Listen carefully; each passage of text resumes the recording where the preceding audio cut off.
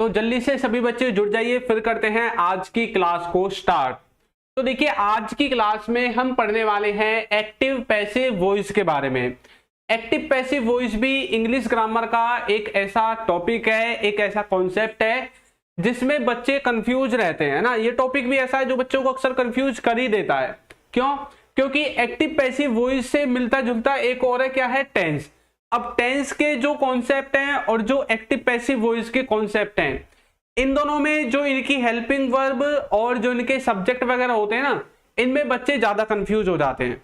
तो आज हम यही कॉन्सेप्ट क्लियर करेंगे। जो भी आपकी कंफ्यूजन होगी ना, वो हम सब कुछ दूर कर देंगे। ठीक है, तो एक बार जल्दी से वीडियो को लाइक कर दीजिए। अगर आपका कोई डाउट आता है तो आप हमें कमेंट करके पूछ सकते हैं, आपका जो डाउट है वो जरूर सॉल्व किया जाएगा। ठीक है, चलो तो सबसे पहले हमें ये जानने की जरूरत है कि ये जो एक्टिव पैसिव वॉइस होते हैं ये होते क्या हैं, है ना। सबसे पहले यही तो हमें पता करना है कि भैया इनको हम पहचाने कैसे।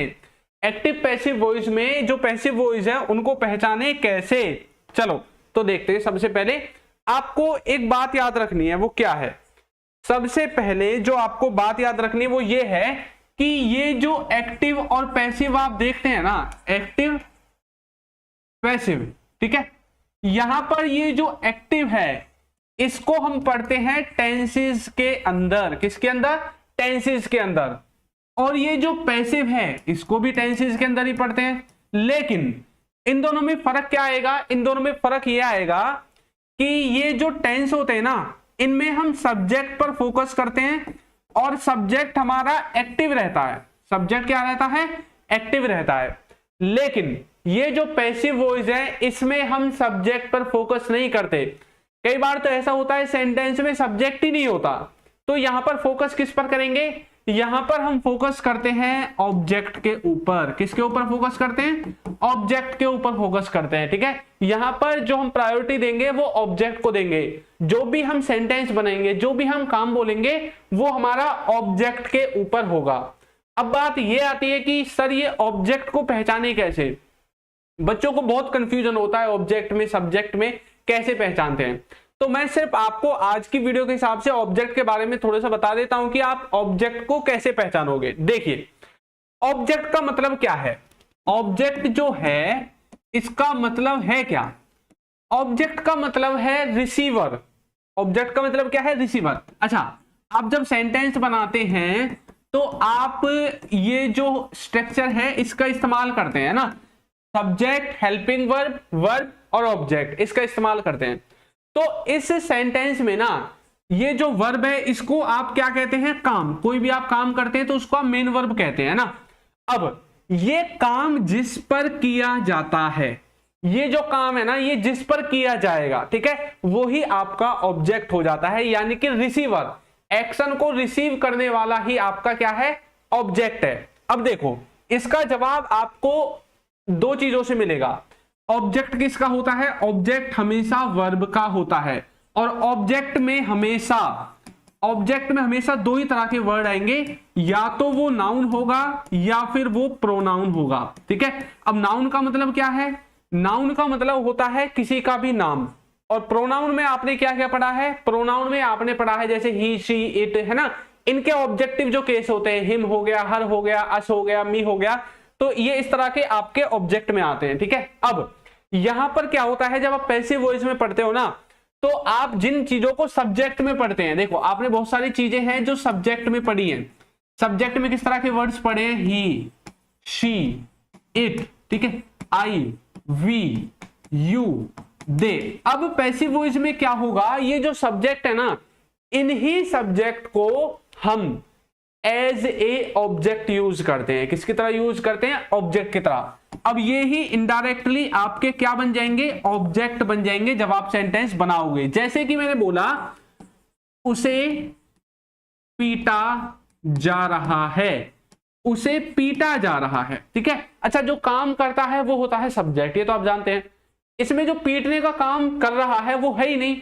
यहां पर लिखा गया है उसे पीटा जा रहा है, यानी कि ये तो पिटने के एक्शन को रिसीव कर रहा है, ये तो रिसीवर है। तो जो रिसीवर है वो हमारा क्या है? ऑब्जेक्ट होता है। अभी हमने बात की है रिसीवर हमारा ऑब्जेक्ट होता है। और एक चीज और हमने देखी है कि जो हमारा ऑब्जेक्ट होता है ना, वो दो ही चीजें हो सकती है, या तो वो मतलब नाउन हो सकता है या प्रोनाउन हो सकता है। अब यहां पर उसे को क्या बोलते हैं, ही, ठीक है, या फिर शी, लड़के के लिए ही और लड़की के लिए शी, ठीक है। तो उसे यानी कि देखिए ये प्रोनाउन के अंदर आते हैं, या फिर किसी का आप नाम लिखेंगे तो भी वो क्या हो जाएगा, आपका ऑब्जेक्टिव होगा, क्योंकि एक्शन को रिसीव करने वाला हमारा क्या होता है, ऑब्जेक्ट।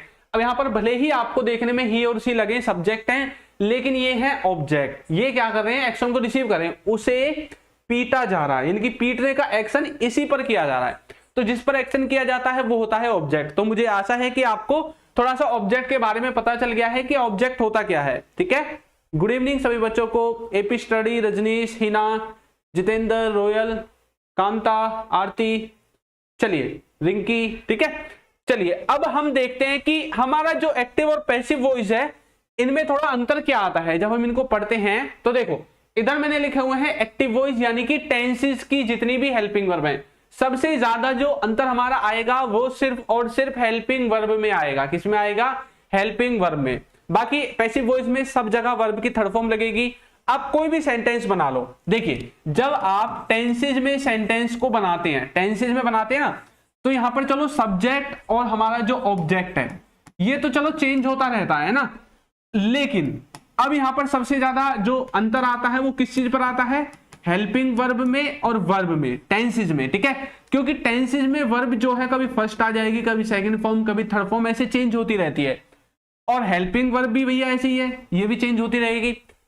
हेल्पिंग वर्ब के हिसाब से हमेशा वर्ब की फॉर्म लगती है, आप जानते हैं। लेकिन जब हम पैसिव वॉइस की बात करेंगे, मैं आपका बेस मजबूत कर रहा हूं अभी, ठीक है, जिससे कि आगे आपको कोई टेंशन ना हो। बच्चे बेस की जो चीजें हैं ये पता नहीं होती कि ऑब्जेक्ट पर फोकस करते हैं, कि ऑब्जेक्ट पर फोकस करते हैं। तो जब हम ऑब्जेक्ट पर फोकस करेंगे तो भैया हम ऑब्जेक्ट को आगे लिखेंगे ना, ऑब्जेक्ट हमने लिख दिया।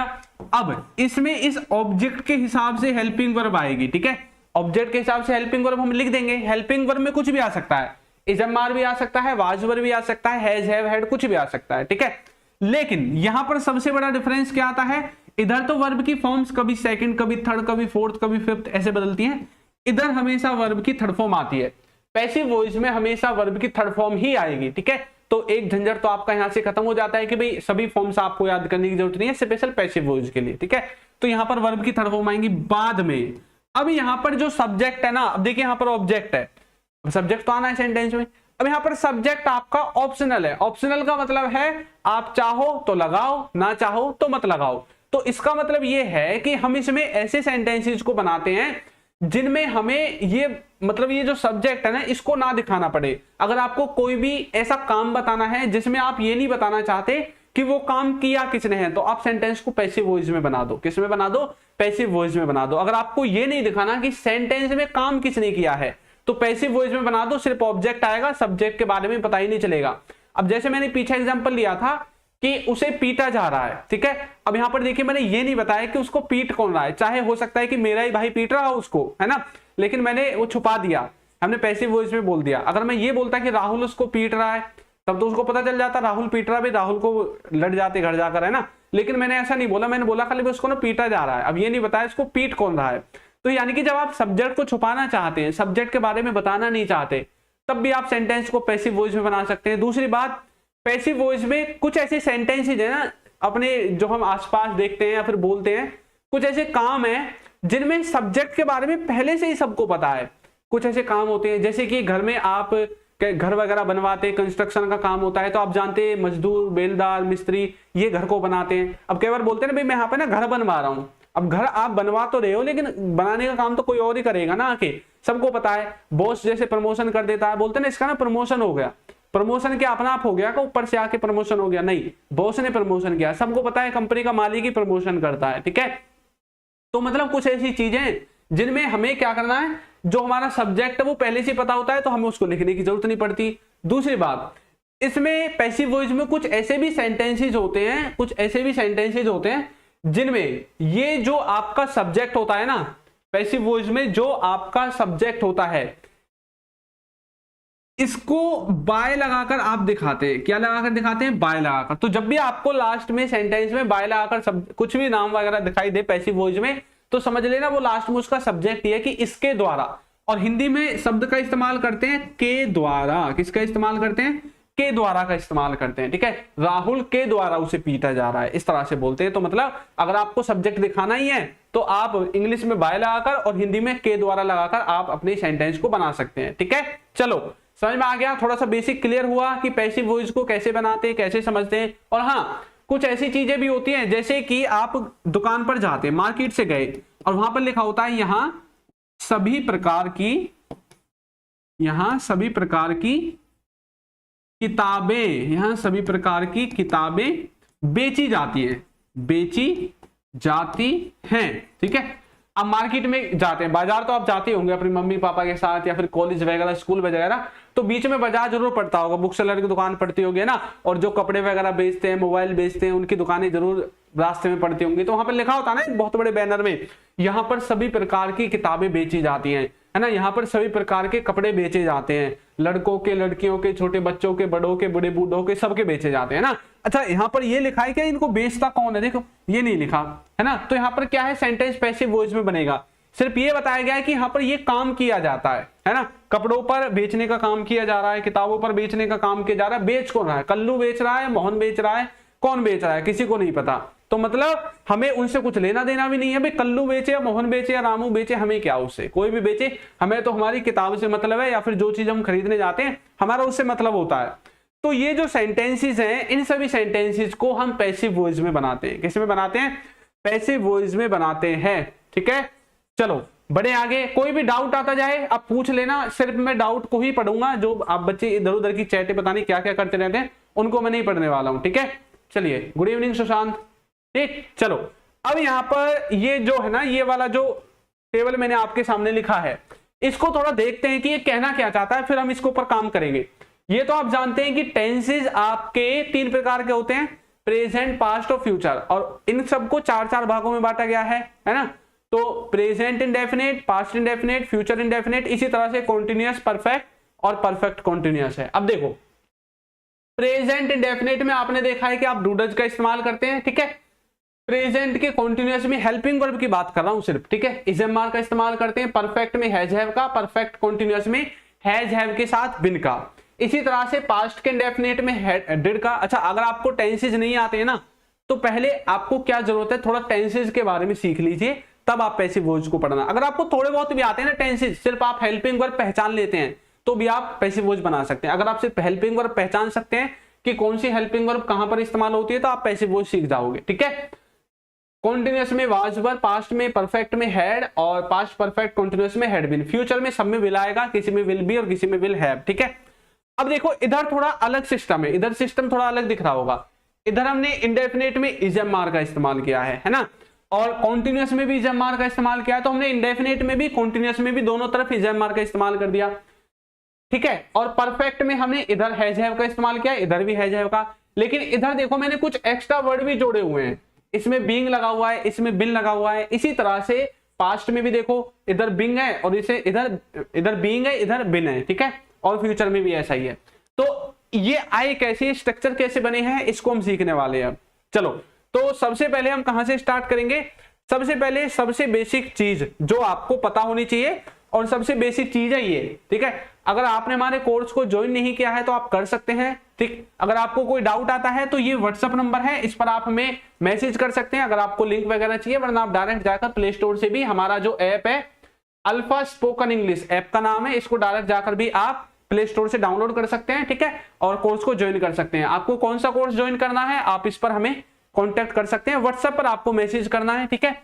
बेसिक से एडवांस तक सभी कोर्सेज मिलेंगे, ई बुक्स वगैरह सब कुछ आपको हमारे ऐप पर ही मिल जाएगी, ठीक। चलो अब करते हैं सबसे इंपॉर्टेंट चीज जो हमें ये पैसिव वॉइस के फॉर्मूलों को बनाने में मदद करेगी। सबसे पहली चीज, आपको फॉर्मूले के बारे में थोड़ा बहुत जानकारी होनी चाहिए। जो फॉर्मूला मैंने अभी आपको बताया था, सबसे पहले ऑब्जेक्ट आएगा, उसके बाद हेल्पिंग वर्ब आएगी, फिर वर्ब की थर्ड फॉर्म आएगी, और फिर ऑब्जेक्ट नहीं, अगर लास्ट में हम सब्जेक्ट को लिखना चाहते हैं तो लास्ट में हम क्या लिख देंगे, सब्जेक्ट लिख देंगे, ठीक है।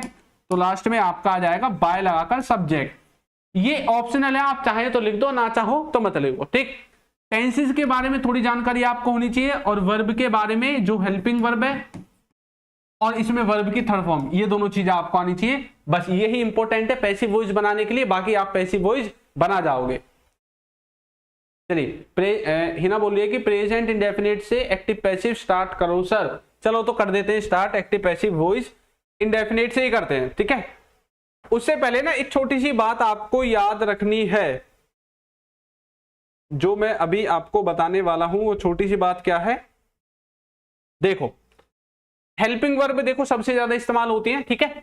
तो आप जब इंडेफिनेट बनाओगे, अब प्रेजेंट का इंडेफिनेट बनाओगे या पास्ट का इंडेफिनेट बनाओगे या फिर फ्यूचर का इंडेफिनेट बनाओगे, उसमें आपको एक बात याद रखनी है, किसी का भी इंडेफिनेट बनाओगे उसमें आपको कॉन्टिन्यूअस की हेल्पिंग वर्ब इस्तेमाल करनी है। किसकी? कॉन्टिन्यूअस की। अब जैसे आप प्रेजेंट इंडेफिनेट बनाओगे तो उसमें हेल्पिंग वर्ब अब आपको इजएमआर का इस्तेमाल करना है, ठीक है। पास्ट का इंडेफिनेट बनाओगे अब आपको उसमें वाज वर्ब का इस्तेमाल करना है, और फ्यूचर का इंडेफिनेट बनाओगे तो आपको विल बी का इस्तेमाल करना है, ठीक है। इसी तरह से यदि आप कोई भी कॉन्टिन्यूअस टेंस बनाओगे, चाहे प्रेजेंट का बनाओ या पास्ट का, फ्यूचर का बनता नहीं है, ठीक है। तो प्रेजेंट या पास्ट का कोई भी आप जो है सेंटेंस बनाओगे, ये रूल है, इसके हिसाब से बनेंगे सेंटेंस, ठीक है। तो आपको उसमें क्या करना है, कॉन्टिन्यूअस की जो हेल्पिंग वर्ब है यानी कि इजएमआर या वाज वर्ब कोई भी हो, चाहे प्रेजेंट का कॉन्टिन्यूअस हो पास्ट का हो, तो इजएमआर प्रेजेंट में, वाज वर्ब पास्ट में, उनके बाद सिर्फ आपको बीइंग लगा देना है। क्या लगा देना है? Being. Is being, am being, are being, was being, were being, इस तरह से। अब आपको इस बात से घबराना नहीं है सर इंडेफिनेट में भी इजएमआर वाज वर्ब, कॉन्टिन्यूअस में भी इजएमआर वाज वर्ब, हाँ दोनों में इजएमआर और वाज वर्ब ही लगेगा पैसिव वॉइस में।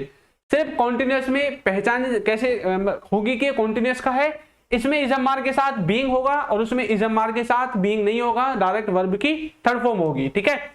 और जब आप परफेक्ट में सेंटेंसेस बनाओगे, चाहे प्रेजेंट परफेक्ट है, पास्ट परफेक्ट है या फ्यूचर परफेक्ट है पैसिव वॉइस, तो आपको क्या करना है, जो आपकी परफेक्ट कॉन्टिन्यूअस की हेल्पिंग वर्ब है, या फिर आप ऐसा कह सकते हैं, इसको यहां से हटा दो, आप फिर ऐसा भी कह सकते हैं जो आपकी परफेक्ट की हेल्पिंग वर्ब है ना, जैसे प्रेजेंट परफेक्ट में क्या लगाते हैं बताओ? हैज हैव लगाते हैं, पास्ट परफेक्ट में हैड लगाते हैं, फ्यूचर परफेक्ट में विल हैव, उसके साथ आपको बिन लगा देना है, BEEN, ये एक वर्ड ऐड कर देना है, बस आपके सेंटेंस बन जाएंगे। और जो परफेक्ट कॉन्टिन्यूअस है वो किसी भी टेंस का बनता ही नहीं है, ठीक है। परफेक्ट कॉन्टिन्यूअस किसी भी टेंस का बनता ही नहीं है। तो मैंने थोड़ा सा प्रैक्टिस के लिए दो सेंटेंसेस देखिए, दोनों सेंटेंसेस प्रेजेंट इंडेफिनिट के हैं। क्या लिखा हुआ है? उन्हें पढ़ाया जाता है। क्या लिखा गया है? उन्हें पढ़ाया जाता है, इन्हें पढ़ाया जाता है, इन पर पढ़ाने का एक्शन किया जाता है। तो ये पढ़ाई को रिसीव करने वाले बच्चे हैं। अब जैसे आपके बारे में कोई बोलने लगे बाहर से, भाई उन्हें ना पढ़ाया जाता है फोन के द्वारा, है ना, तो मतलब आपको पढ़ाया जाता है, लेकिन ये नहीं बताया गया पढ़ाता कौन है। अब ये तो वैसे सबको पता है कि टीचर ही पढ़ाते हैं, लेकिन फिर भी कोई घर में मम्मी पापा भी पढ़ा देते हैं, कई बार भाई होते हैं बड़े, बहन होती है बड़ी, तो वो भी पढ़ा देते हैं, ठीक है। तो उन्हें पढ़ाया जाता है, उन्हें, इन पर एक्शन किया जाता है। अब उन्हें को हम क्या बोलते हैं? उन्हें को हम बोलते हैं, यदि ये प्लूरल है तो इसको हम दे बोल सकते हैं, यदि सिंगुलर है तो किसी लड़के के लिए ही और लड़की के लिए सी, क्योंकि थर्ड पर्सन में आता है। उन्हें पढ़ाया जाता है, तो सेंटेंस हमारा क्या कहता है? सबसे पहले ऑब्जेक्ट, और ये जो सेंटेंस है प्रेजेंट इंडेफिनिट का पैसिव है। प्रेजेंट इंडेफिनिट में मैंने बताया था आपको हेल्पिंग वर्ब इस्तेमाल करनी है, इज, एम, आर, उसके बाद वर्ब की थर्ड फॉर्म और लास्ट में बाय लगाकर सब्जेक्ट अगर आप चाहें तो लिख दो, वरना ऑप्शनल है मत लिखो। तो सबसे पहले ऑब्जेक्ट उन्हें, यानी कि हमने लिख दिया दे। अब दे के साथ इजएमआर में से हमेशा क्या आता है? आर आता है, तो हम क्या लिख देंगे? आर लिख देंगे। और पढ़ाने को कहते हैं टीच, टीच की थर्ड फॉर्म लिख देंगे टॉट। क्या लिख देंगे? टॉट। तो ये बिल्कुल पहला सेंटेंस है, बेसिक है, आगे और प्रैक्टिस करेंगे, ठीक है। तो दे आर टॉट, उन्हें पढ़ाया जाता है, सेंटेंस बिल्कुल सही है। आगे देखो, उनको मेरे द्वारा पढ़ाया जाता है। अब यहां पर सब्जेक्ट बताया गया है कि किसके द्वारा पढ़ाया जाता है। मैंने बताया था आपको हिंदी में क्या आएगा? किसी के द्वारा, मेरे द्वारा, तुम्हारे द्वारा, उसके द्वारा। तो आपको समझ जाना है कि सेंटेंस पैसिव में है और इंग्लिश में सब्जेक्ट के साथ बाय लगाकर आएगा, ठीक है। कैसे बोलेंगे? उन्हें मेरे द्वारा पढ़ाया जाता है, दे आर टॉट बाय मी, ठीक है। इस तरह से आप पैसिव वॉइस के जो सेंटेंसेस है उनको बनाओगे। बाकी हाँ, आप ना ये जो पीडीएफ वगैरह है ना, कुछ बच्चे बोल रहे होंगे कि सर पीडीएफ कहां मिलेगी, पीडीएफ कहां मिलेगी, तो आप हमारे टेलीग्राम पर ज्वाइन हो जाओ। टेलीग्राम का नाम है इंग्लिश विद चिंटू, ठीक है। इस पर आप जैसे ही ज्वाइन होंगे ना, तो इसमें जो क्लास खत्म होने के बाद जो पीडीएफ है वो आपको दिख जाएगी, और पुरानी जितनी भी पीडीएफ है ना आपको टेलीग्राम पर ही मिलने वाली है। कहां पर मिलने वाली है? टेलीग्राम पर मिलने वाली है, ठीक। चलो, तो समझ में आया। अब सबसे पहले हम स्टार्ट करते हैं प्रेजेंट से। किससे स्टार्ट करेंगे? प्रेजेंट से स्टार्ट करेंगे। अब प्रेजेंट का इंडेफिनिट हो, कॉन्टिन्यूअस हो, परफेक्ट हो, परफेक्ट कॉन्टिन्यूअस हो, सबको बनाएंगे एक एक करके, ठीक है। चलो, तो इधर मैंने लिखे हैं एक्टिव वॉइस के स्ट्रक्चर, इधर लिखे हैं पैसिव वॉइस के स्ट्रक्चर्स। ठीक है, एक तरफ एक्टिव वॉइस के हैं और एक तरफ पैसिव वॉइस के हैं। अब इसको कर लेते हैं थोड़ा सा छोटा, क्योंकि प्रैक्टिस भी करनी है। ठीक है, तो इधर लगा देते हैं इसको, या इधर लगाएं, इधर ही लगा देते हैं। चलो, आपको दिख रहा है ना वैसे तो, और थोड़ा छोटा कर देते हैं। ठीक है, चलो अब करते हैं स्टार्ट प्रैक्टिस। सबसे पहले हम करेंगे इंडेफिनेट की। अच्छा, इंडेफिनेट के दो सेंटेंसेस अभी हमने देखे थे, है ना। अब इंडेफिनेट तो हमारा हो गया, कॉन्टिन्यूअस को देखेंगे। कॉन्टिन्यूअस में एक्टिव वॉइस में स्ट्रक्चर हमारा क्या है, राहुल टीवी देख रहा है। ठीक है, राहुल क्या कर रहा है, टीवी देख रहा है। ये तो हो गया एक्टिव वॉइस में, क्योंकि जो काम को करने वाला है उसको पहले लिख दिया, उस पर फोकस कर दिया। तो कैसे बोलेंगे, हम बोलेंगे राहुल एक्टिव वॉइस में बनाने के लिए देखो सबसे पहले क्या लिखना है, सब्जेक्ट, और उसके बाद इजमार हेल्पिंग वर्ब लिखनी है। सब्जेक्ट ऑब्जेक्ट तो आएगा, ये आपको पता है ना। Rahul is watching TV. ठीक है, Rahul is watching TV, Rahul क्या कर रहा है, टीवी देख रहा है एक्टिव वॉइस में। पैसिव वॉइस में कैसे बनाएंगे, अच्छा इसमें ऑब्जेक्ट क्या है, ये ऑब्जेक्ट टीवी लगा लो। ठीक है, तो आप बोलोगे टीवी देखा जा रहा है, टीवी देखा जा रहा है। ठीक है, या फिर ऐसे बोल सकते हैं कि टीवी राहुल के द्वारा देखा जा रहा है। राहुल के द्वारा, किसी के द्वारा आएगा तो पैसिव में होगा। अब टीवी हमारा क्या है, यहाँ पे ऑब्जेक्ट है। कैसे बोलेंगे, सबसे पहले टीवी। अच्छा, अब टीवी के बाद मुझे पैसिव वॉइस में कॉन्टिन्यूअस में इजमार ही इस्तेमाल करना है, तो टीवी के साथ मैं इजी लिख देता हूं। ठीक है, टीवी इज। लेकिन पैसिव वॉइस में हमें क्या करना है, इजमार के बाद बीइंग का भी इस्तेमाल करना है। किसका इस्तेमाल करना है, बीइंग का। लेकिन एक्टिव वॉइस में बीइंग नहीं है, वर्ब की फॉर्म में आईएनजी है, उसमें लिखेंगे टीवी इज बीइंग। अब उसके बाद पैसिव वॉइस में आप जानते हैं हमेशा वर्ब की थर्ड फॉर्म होती है, तो थर्ड फॉर्म लिख दो, टीवी इज बीइंग वॉच। अब देखने को कहते हैं वॉच, अब वॉच की थर्ड फॉर्म होती है वॉच। ठीक है, TV is being watched, TV देखा जा रहा है। यदि इसी को हम बोलते हैं कि टीवी देखा जा रहा था, पास्ट में इसी को लेकर जाएं, तो पास्ट में कैसे बनाएंगे इसको, पास्ट में बनाने के लिए कुछ नहीं करना, ये जो हेल्पिंग वर्ब है ना इजमार, इसके स्थान पर सिर्फ वाज वर्ब लगा देना है। तो कैसे बोलेंगे, हम बोलेंगे टीवी वाज बीइंग वॉच। ठीक है, तो टीवी को देखा जा रहा था, तो ये हो जाएगा आपका पास्ट का। किसका हो जाएगा, पास्ट का हो जाएगा। ठीक है, वेरी गुड, हिना भाई सेंटेंस बना रही है, वेरी गुड। ठीक है, आगे समझ में। परफेक्ट में यदि हमें सेंटेंस बनाना है, किसमें, परफेक्ट में, तो कैसे बनाओगे, परफेक्ट में मानो मैंने बोला कि खाना खाया जा चुका है, खाना खाया जा चुका है। ठीक है, ये नहीं बताया कि खाने को खाया किसने है, मैंने बोल दिया भाई खाना खत्म हो गया, खाने को तो खाया जा चुका है। तो ये जो खाना है ना, ये हमारे लिए क्या है, ये हमारे लिए है भैया यहाँ पे ऑब्जेक्ट, तो बोलेंगे फूड। अच्छा, ये प्रेजेंट का परफेक्ट है, तो प्रेजेंट परफेक्ट पैसिव वॉइस में हैज हैव के बाद बिन लगाना पड़ता है, तो बोलेंगे फूड। अब फूड के बाद लगा देंगे हैज बीन, और उसके बाद लिख देंगे खाने की थर्ड फॉर्म, ईट की third form eaten, helping verb, और उसके बाद बिन आएगा। परफेक्ट टेंस कोई सा भी हो, उसमें हेल्पिंग वर्ब के बाद आपको क्या लिखना है, पैसिव वॉइस में। सीख लो, बिल्कुल बहुत अच्छी बात है अगर आपने सीख ली तो। परफेक्ट टेंस कोई भी हो, उसकी हेल्पिंग वर्ब जो होगी उसके बाद लगा दो बिन, और उसके बाद लगा दो वर्ब की third form, sentence passive voice में बन जाएगा। किस में बन जाएगा, पैसिव वॉइस में। ठीक है, कोई भी कॉन्टिन्यूअस टेंस हो, अच्छा फ्यूचर का नहीं बनता है, ये बात याद रखनी है। अब चाहे प्रेजेंट का हो या पास्ट का हो, उसमें क्या करना है, हेल्पिंग वर्ब के बाद सिर्फ एक वर्ड ऐड कर दो बीइंग, और वर्ब की थर्ड फॉर्म तो सब में लगती है। ठीक है, तो आपका सेंटेंस किस में बन जाएगा, पैसिव वॉइस में बन जाएगा। ठीक है, किस में, कॉन्टिन्यूअस कोई भी हो, प्रेजेंट का हो, पास्ट का हो, हेल्पिंग वर्ब के बाद बीइंग लिख दो। अच्छा, अगर प्रेजेंट का है तो हेल्पिंग वर्ब क्या लगा रहे हैं, इजमार। ठीक है, पास्ट का है तो क्या लगाएंगे, वाज वर्ब। तो इजमार और वाज वर्ब के बाद, आज के बाद कभी भी आपको बीइंग दिखे, BEING वर्ब की थर्ड फॉर्म दिखे, तो समझ जाना कि सेंटेंस को पैसिव में बनाया गया है। अब इससे पहले, हेल्पिंग वर्ब से पहले कोई भी सब्जेक्ट हो, ही हो, शी हो, इट हो, तो समझ जाना ये सब्जेक्ट नहीं है, ये सब के सब हमारे क्या है, ऑब्जेक्ट हैं, क्योंकि सेंटेंस पैसिव वॉइस में है और हेल्पिंग वर्ब से पहले ऑब्जेक्ट आता है। तो इजमार और वाज वर्ब के बाद कभी भी बीइंग दिखे तो सेंटेंस आपका पैसिव वॉइस में होगा। ठीक है, हेल्पिंग वर्ब कोई भी परफेक्ट हो, चाहे प्रेजेंट परफेक्ट हो, उसमें हैज हैव लिखा हो, चाहे हैड लिखा हो, ठीक है, या फिर विल हैव लिखा हो, इनके बाद यदि आपको बिन लिखा दिखाई देता है और उसके बाद वर्ब की थर्ड फॉर्म है तो समझ जाना कि सेंटेंस को पैसिव वॉइस में बताया गया है। किस में बताया गया है? पैसिव वॉइस में बताया गया है। ठीक है, बहुत ही इंपॉर्टेंट जानकारी है। जिन बच्चों को नोट्स बनाने हैं ना वो नोट्स बना सकते हैं, और ये चीज नोट बना के स्टार लगा के अंडरलाइन करके अच्छे से लिख लो। ठीक है, तो देखो मैंने क्या किया है, परफेक्ट में सेंटेंस को बनाया। तो मैंने बोला था परफेक्ट की हेल्पिंग वर्ब के बाद बिन जरूर आएगा, परफेक्ट की हेल्पिंग वर्ब के बाद बिन जरूर आएगा। अब आपको ये जो चार्ट है ना, अब आप इस चार्ट को समझने के लायक हो गए हो। अब आपको ये चार्ट समझ में आ जाएगा। मैंने क्या बोला था, जितने भी परफेक्ट टेंस हैं उनके बाद उनकी हेल्पिंग वर्ब के बाद बिन आएगा, BEEN। तो परफेक्ट एक ये हो गया प्रेजेंट का परफेक्ट। देखो प्रेजेंट के परफेक्ट में क्या है, हेल्पिंग वर्ब के बाद बिन है या नहीं है। एक हो गया पास्ट का परफेक्ट, इधर देखो पास्ट के परफेक्ट में हेल्पिंग वर्ब के बाद बिन है या नहीं है। एक हो गया फ्यूचर का परफेक्ट, फ्यूचर के परफेक्ट में देखो हेल्पिंग वर्ब के बाद बिन है या नहीं है। तो पैसिव वॉइस में कुछ नहीं है, जो परफेक्ट टेंस है उसकी जो हेल्पिंग वर्ब है उसके बाद सिर्फ एक वर्ड ऐड कर दो, BEEN, been. Sentence passive voice में बन जाएगा। किस में बन जाएगा? पैसिव वॉइस में अपने आप ट्रांसलेट हो जाएगा। कॉन्टिन्यूअस टेंस में मैंने आपको क्या बताया था, कॉन्टिन्यूअस टेंस में आता है BEING, बीइंग। देखो प्रेजेंट कॉन्टिन्यूअस, प्रेजेंट कॉन्टिन्यूअस में बताओ इजम मार के बाद बीइंग है या नहीं है? है। तो जब भी इजम मार के बाद बीइंग दिखे पैसिव वॉइस है। पास्ट कहां गया? पास्ट का जो कॉन्टिन्यूअस है इसमें देखो पास्ट के कॉन्टिन्यूअस में वाज वर्ब के बाद बीइंग है या नहीं है? है। तो सेंटेंस किस में बनेगा?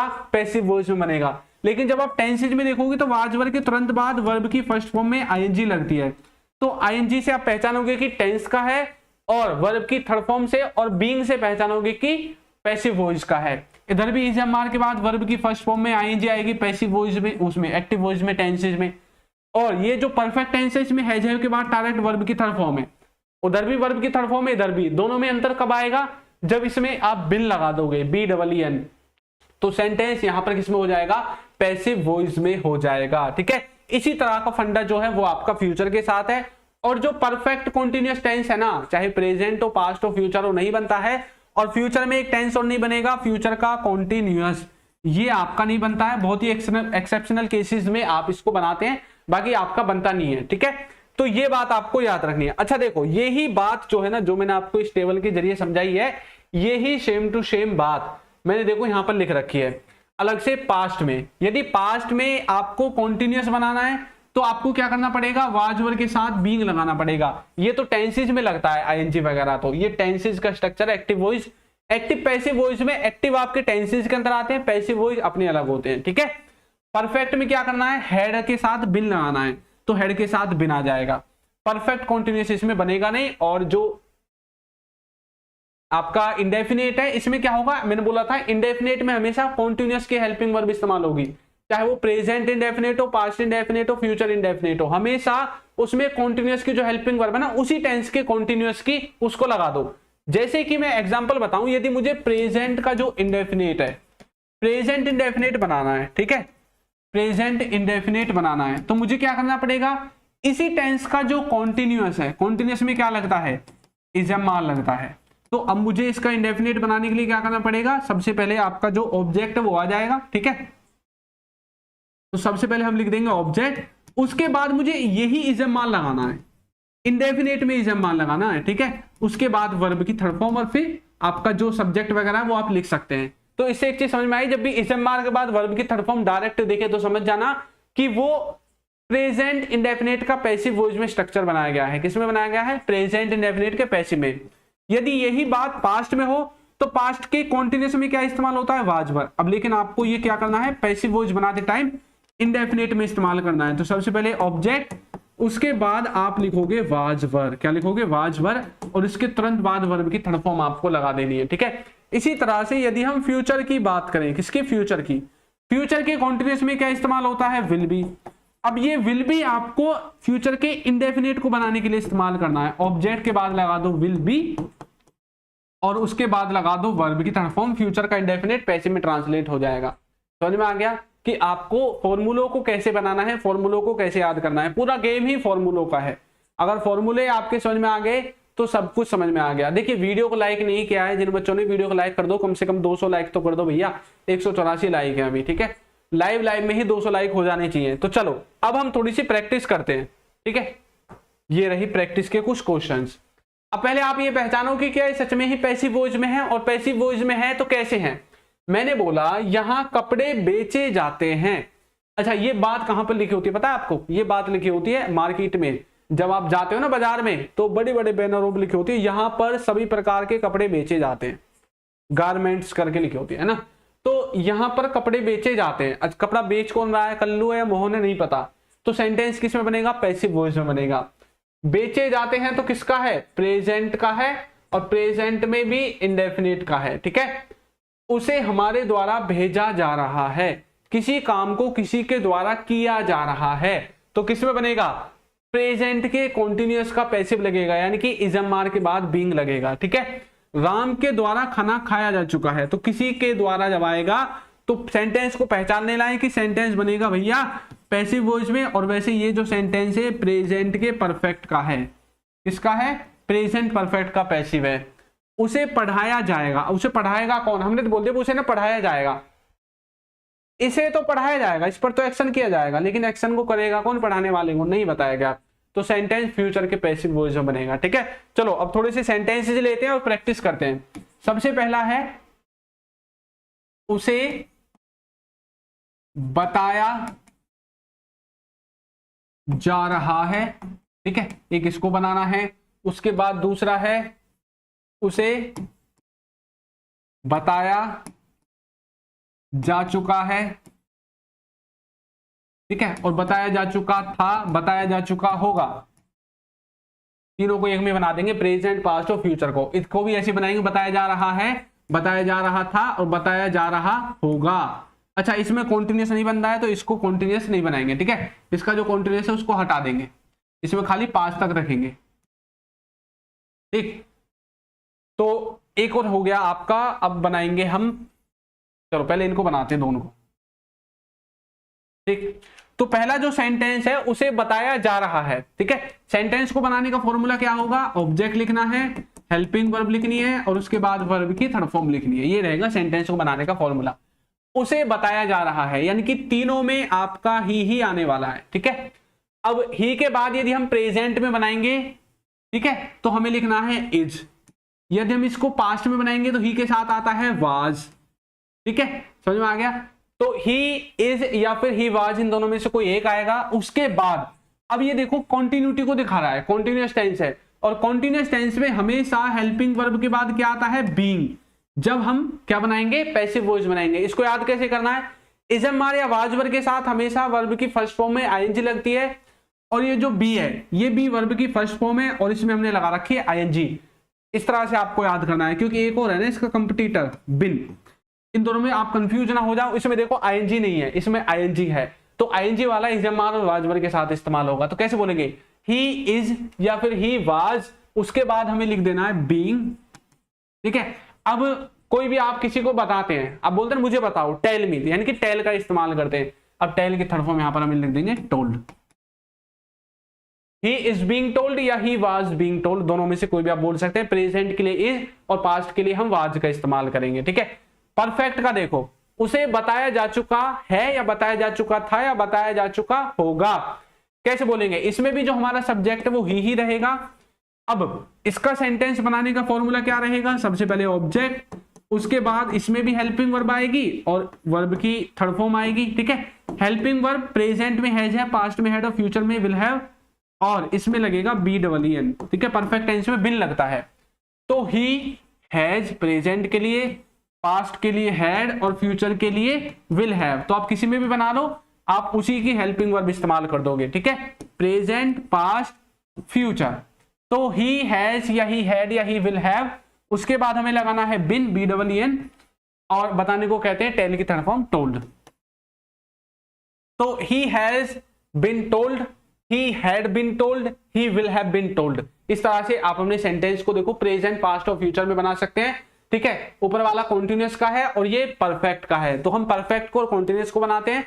इसके अलावा हम इंडेफिनिट को बनाते हैं बस। परफेक्ट कॉन्टिन्यूअस एक साथ जो बनता है वो इसमें नहीं बनाया जाता है। ठीक है, आ गया समझ में सेंटेंस को कैसे बनाना है। ठीक है, चलो वेरी गुड, रॉयल गेमिंग ने भी भाई ट्रांसलेट किया है। अब आपको एक सेंटेंस ट्रांसलेट करना है, मुझे पता चल जाएगा कि आपको बनाना आ रहा है या नहीं? राहुल को भेजा जा रहा है। इसको ट्रांसलेट करके बता दो कि इसमें, अच्छा ये जो ऑब्जेक्ट है ना, ये ऑब्जेक्ट इसमें, ठीक है। तो थोड़ा सा हिंट मैं आपको दे देता हूं। तो सबसे पहले इसमें राहुल आएगा, ठीक है। ऑब्जेक्ट ये है क्योंकि भेजने का काम जो है वो राहुल पर ही किया जा रहा है। तो जल्दी से ट्रांसलेट करके बताओ कि इसकी इंग्लिश क्या होगी। देखते हैं कितने बच्चे इसको ट्रांसलेट करते हैं। ब्रजेश ने बोला he has been told. Very good Brajesh, आपका सही है, ठीक है, आपका एकदम सही है। और कौन है भाई, देखते हैं, जल्दी जल्दी से बनाओ। अगर आपने आज इनको ट्रांसलेट कर दिया तो समझ लाओ भैया आप समझदार हो गए हो। अब आपको कोई दिक्कत नहीं है, ठीक है, अब आप हो गए हो समझदार, आपको अब कोई दिक्कत नहीं है सेंटेंसेस को बनाने में, ठीक है। चलो, very good very good. Rahul is being Saint, very good Brajesh ने भाई, वेरी गुड ब्रजेश ने सेंटेंस बना दिया है, ठीक है, वेरी गुड। हीना ने भी भाई सेंटेंस बना दिया, ब्रजेश ने भी, हीना ने भी। तो राहुल सबसे पहले, उसके बाद देखना है हमारा टेंस कौन सा है, कॉन्टिन्यूअस। कॉन्टिन्यूअस में राहुल के साथ क्या आना चाहिए, इज, क्योंकि प्रेजेंट का है तो इजम बार में से इज आएगा किसी के नाम के साथ। अब कॉन्टिन्यूअस का है पैसिव वॉइस में, तो उसके बाद हम लगाएंगे being, BEING। Rahul is being, अब भेजने को बोलते हैं सेंड, सेंड की थर्ड फॉर्म होती है सेंट, तो सेंट लगा देंगे, सेंटेंस बन गया Rahul is being Saint, Rahul को भेजा जा रहा है। आदि ने भी बना दिया भाई, नितेश ने भी, नितेश ने टोल्ड लगा दिया, बस एक गलती कर दी, बाकी सही है आपका। अंबिका ने भी बना दिया, royal gaming, very good very good. चलें आगे, एक सेंटेंस और बनाना है, एक सेंटेंस आपको और बनाना है। उसे भेजा गया, कौन सा सेंटेंस है पहले बता देता हूं, कोई बच्चे कंफ्यूज हो जाओ। पास्ट का इंडेफिनेट है, किसका सेंटेंस है, पास्ट इंडेफिनेट का पैसिव है। उसे भेजा गया, इसको ट्रांसलेट करो, इसको भी ट्रांसलेट कर दिया तो समझ लो पैसिव वॉइस आपके पक्के हैं।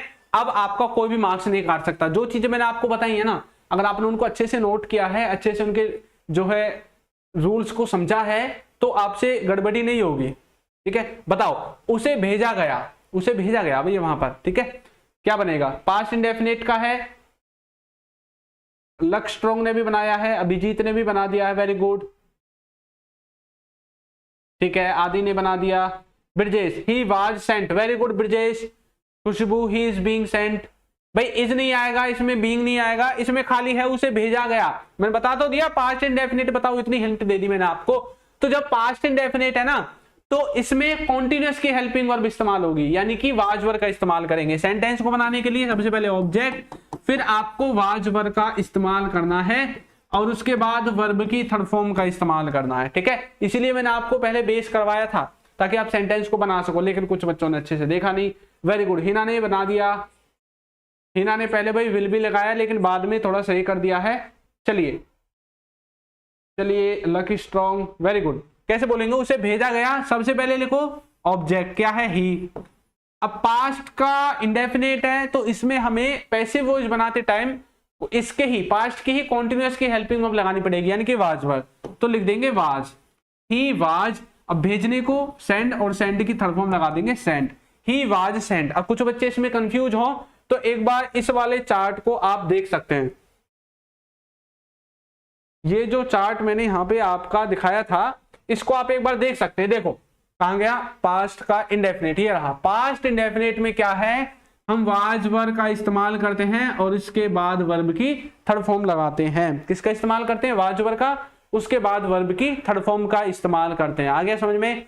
चलो, अब आपके लिए एक जानकारी है, क्या है, मुझे पता है आपसे बहुत सारे ऐसे बच्चे जिन्होंने अभी तक हमें फेसबुक पर और इंस्टाग्राम पर फॉलो नहीं किया। भाई इंस्टाग्राम पर फॉलो कर लो यार, फॉलोअर बढ़ा दो थोड़े बहुत, 4000 फॉलोअर है, बताओ, है ना।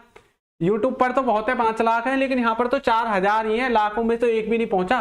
तो भाई सभी बच्चे एक बार इंस्टाग्राम को जरूर जो है फॉलो करें हमारे को। इंस्टाग्राम का लिंक आपको ना नीचे भी मिल जाएगा, बाकी जो हमारा नंबर है उस पर भी आप अगर बोलोगे तो लिंक मिल जाएगा, 8920808078। आप बोल देना सर इंस्टाग्राम का लिंक दे दो, मैं आपको दे दूंगा, ठीक है। बाकी इस चैनल के नाम से ये, इंग्लिश विद चिंटू के नाम से ये, जल्दी से जाकर सभी बच्चे एक बार इंस्टाग्राम को भी भाई फॉलो कर लो। इस पे कम से कम 10,000 तो करा दो, अभी 4,000 ही फॉलोअर है बस, ठीक है। बाकी और सबके बहुत बहुत है, लेकिन मैंने कभी इंस्टाग्राम को प्रमोट नहीं किया कि भाई फॉलो करो, लेकिन अब आपको बोल रहा हूं तो आप इसको फॉलो कर लो एक बार, ठीक है। टेलीग्राम तो आपके लिए ही है, टेलीग्राम पर हमारी पीडीएफ वगैरह, क्लासेस की नोटिफिकेशन वगैरह सब आपको मिलेगी, और फेसबुक पर भी आप चाहो तो कर सकते हैं, ठीक। बाकी जो हमारा कोर्स है उसकी एक बार मैं थोड़ी सी खासियत आपको बता देता हूं कि हमारे कोर्स में आपको क्या मिलेगा। देखिए, इसमें एक कोर्स था जो हमने लॉन्च किया था 1500 रुपए का, ठीक है, लेकिन अभी मैंने उसको 499 का कर रखा है। तो जो बच्चे अफोर्ड नहीं कर सकते उनको 499 है। अगर आपको ऐसा लगता है कि हमसे सर 499 भी पे नहीं होगा, हमारे लिए ज्यादा है, तो ये व्हाट्सएप नंबर है, इस पर आप मुझे बोल सकते हैं कि सर हम इतने में नहीं ले पाएंगे, आपको जो भी सूटेबल होगा, जो भी ऑफर होगा वो हम कर देंगे, ठीक है। चलो, अब ये क्या होगा, इस कोर्स में बेसिक से एडवांस लेवल तक का होगा, और इंग्लिश के सभी क्लास नोट्स आपको मिलेंगे। जो बच्चे इंग्लिश के कॉन्सेप्ट बिल्ड करना चाहते हैं, जिनको ऐसा लगता है कि हमें इंग्लिश को रटना नहीं है बल्कि समझना है, वो हमारे कोर्सेज को ले सकते हैं, क्योंकि मैंने रटाने वाला काम किसी में नहीं किया है, ठीक है। और जितने भी वीडियो लेक्चर्स होंगे ना, सब आपको मिलने वाले हैं, ठीक है।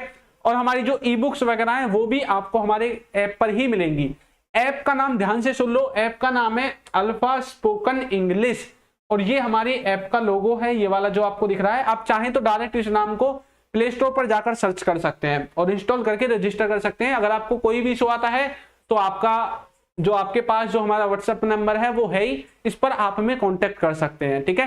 कोई भी इशू आपका आता है आप यहाँ पर कांटेक्ट कर लीजिए, किसी भी ई बुक को लेकर, या फिर आपने कोई चीज परचेज की है, आपको कोई दिक्कत है तो भी आप कांटेक्ट कर सकते हैं। और एक बात और आपको मैं बता दूं, बहुत सारे बच्चे हैं जो अभी क्या कर रहे हैं, विद्याकुल पे जाके कोर्सेज को खरीद रहे हैं। आपको विद्याकुल पे अब कोर्सेज को नहीं खरीदना है, मेरे जो कोर्सेज हैं आपको मेरी ही ऐप पर मिलेंगे, ठीक है। विद्याकुल से जो है अब डिस्कनेक्ट हो गया है वहां से सिस्टम, तो आपको मेरे जो कोर्सेज है वो मेरे ही ऐप पर खरीदने हैं। अगर आपको कोई बच्चा पूछता है तो आप यहीं पर खरीदें, मेरे ऐप पर, अल्फा स्पोकन इंग्लिश ऐप पर, ठीक है। विद्याकुल के ऐप पर आपको हमारे इंग्लिश के जो कोर्सेज है उनको नहीं खरीदना है, ठीक है। चलिए, तो आज की वीडियो में इतना ही। बाकी आपके लिए मैं एक सेंटेंस तो लेकर आऊंगा ही, ये रहा, इसको आपको ट्रांसलेट करना है आप, और कमेंट करके बताना है कि इसकी इंग्लिश क्या होगी, उन्हें पूछा जाएगा, फ्यूचर का है, ठीक है।